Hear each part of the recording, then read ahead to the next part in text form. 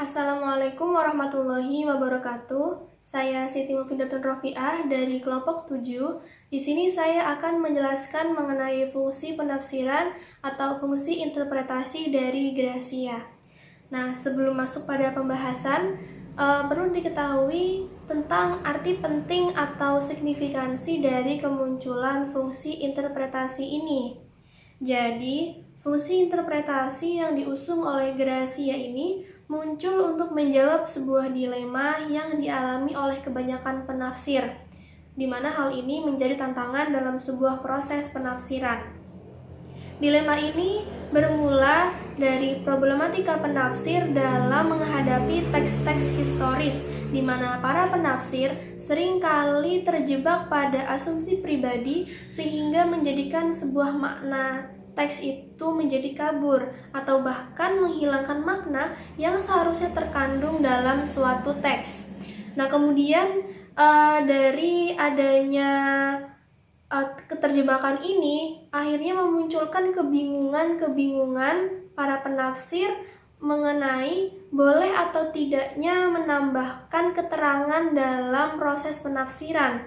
Nah, penambahan keterangan di sini disebut dengan interpretans. Jadi, dilema penafsir ini berbicara tentang boleh tidaknya menambahkan keterangan dalam teks historis untuk mendapatkan pemahaman yang sesuai, di mana di satu sisi, jika diperbolehkan maka dikhawatirkan akan mengalami distorsi penafsiran, dan jika tidak diperbolehkan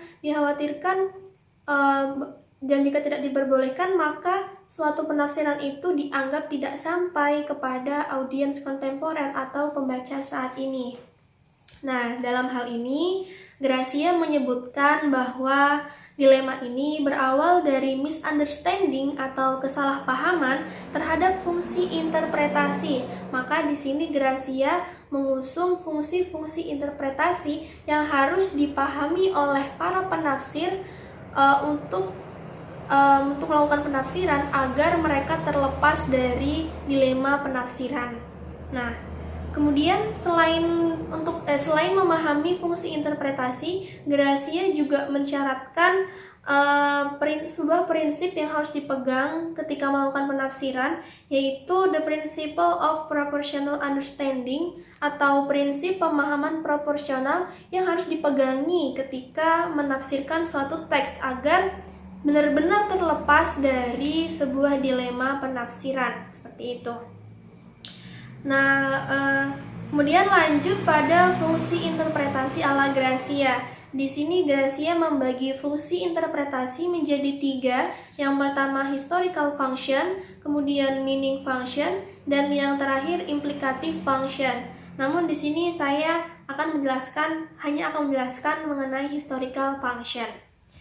Sebelum masuk pada historical function, di sini saya akan menjelaskan tentang fungsi interpretasi secara umum, yaitu menciptakan pemahaman terhadap teks yang sedang ditafsirkan, atau secara ringkasnya yaitu memahami sebuah teks, seperti itu.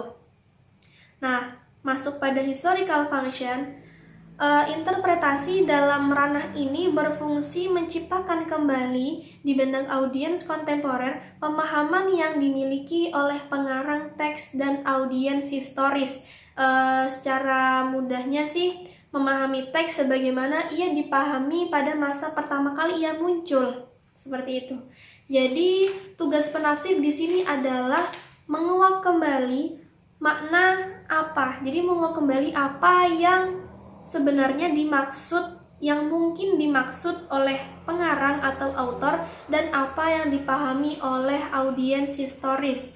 Nah, jadi di sini kan ada 2 variabel ya. Jadi ada audiens kontemporer dan audiens historis. Nah, audiens kontemporer ini berusaha memahami suatu teks. Nah, jadi audiens kontemporer perlu memahami teks sebagaimana audiens historis itu memahami, baik pengarangnya ataupun audiens historisnya, seperti itu. Nah, interpretasi berada di tengah-tengah ini yang menjembatani antara audiens kontemporer dan audiens historis. Sehingga dalam hal ini audiens kontemporer itu seakan-akan bisa merasakan dan seperti berada dalam kondisi dan situasi yang dialami oleh audiens historis. Tapi perlu diingat bahwa ada parameter yang perlu dipegang dalam historical function, yaitu tidak melampaui apa yang dipahami oleh pengarang dan audiens historis. Nah, kemudian kembali lagi di awal bahwa tugas penafsir adalah menguak kembali makna apa yang dimaksud oleh pengarang atau audiens historis. Dalam hal ini maka memerlukan beberapa cara. Nah, yang pertama yaitu analisis linguistik atau analisa bahasa. Dalam hal ini mencermati bahasa yang dipakai pada saat teks itu diturunkan. Nah, analisis linguistik ini mencakup aspek sinkronik dan diakronik dari sebuah bahasa. Kemudian yang kedua, intratekstualitas, yaitu mengaitkan satu teks dengan teks yang lain tapi masih berada dalam satu teks yang utuh, seperti itu.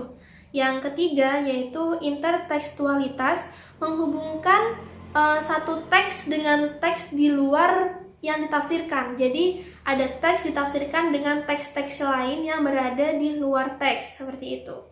Dan yang terakhir atau yang keempat yaitu mencermati konteks sejarah, yaitu sejarah yang melingkupi turunnya sebuah teks atau dimunculkan sebuah teks atau yang melatar belakangi kemunculan sebuah teks. Jadi dapat disimpulkan bahwa historical function ini jadi sebuah penafsiran itu harus mampu memahami apa yang dipahami oleh autor dan audiensnya pada masa tersebut. Jadi kita tidak semata-mata memahami teks itu berbasis pemahaman kita, tapi juga harus memahami apa sih yang dipahami oleh autor dan audiens historis pada saat itu. Nah, dua fungsi interpretasi akan dijelaskan oleh teman saya nantinya. Terima kasih atas perhatiannya. Mohon maaf jika banyak salah dan minim materi yang saya bawakan. Kurang lebihnya mohon maaf. Wassalamualaikum warahmatullahi wabarakatuh.